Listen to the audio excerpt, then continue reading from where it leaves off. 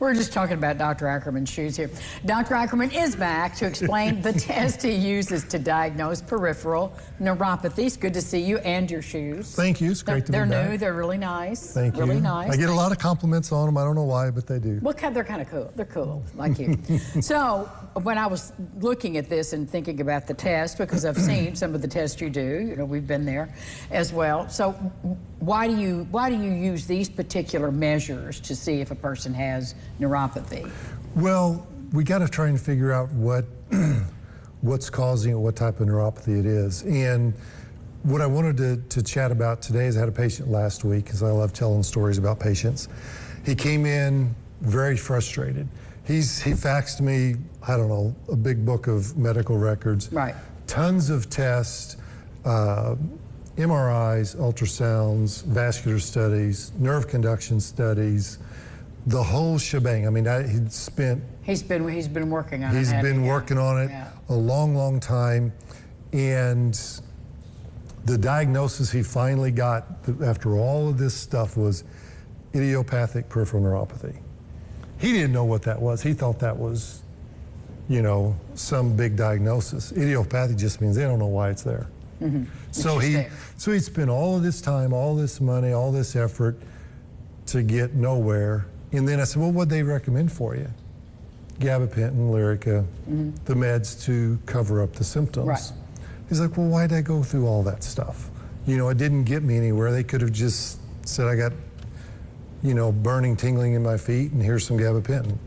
It would have saved everybody a lot of time, effort, and energy and money. So he finally, after seeing some of this stuff, came in to see us, and we should be able to help him.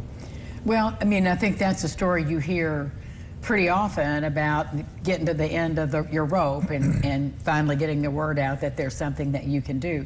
But when I was thinking about this, listening to you talk, are there other diseases or issues that can be caused cause these same symptoms, the tingling and the burning and all of that stuff, besides neuropathy? And so that would be confusing as well. Well, there's a lot of conditions that do cause peripheral neuropathy.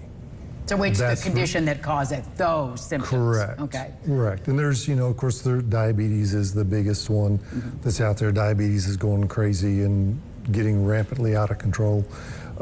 Chemotherapy but like this gentleman that came in with me, his was quote unquote idiopathic. It's just a fancy name for we don't know why it's there. Right. So has he gotten started on his program?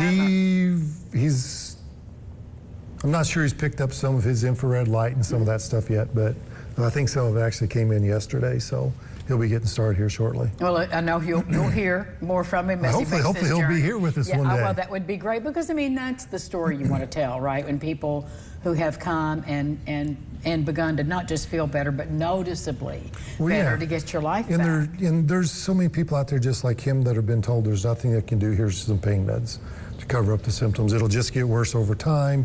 You'll end up losing balance, being on a cane, a walker, all that kind of stuff, which nobody wants to do that. And nobody wants to hear that too. It's so discouraging, and then you feel like, well, I just may as well quit. Yeah. Right. Right, and that's not a good place to be. So that's why. Give you a call, make an appointment. Yep, free consultation, AckermanChiropractic.com. Give us a buzz, call our office. We'll be glad to check you out. And he has a workout room, by the way, over there too.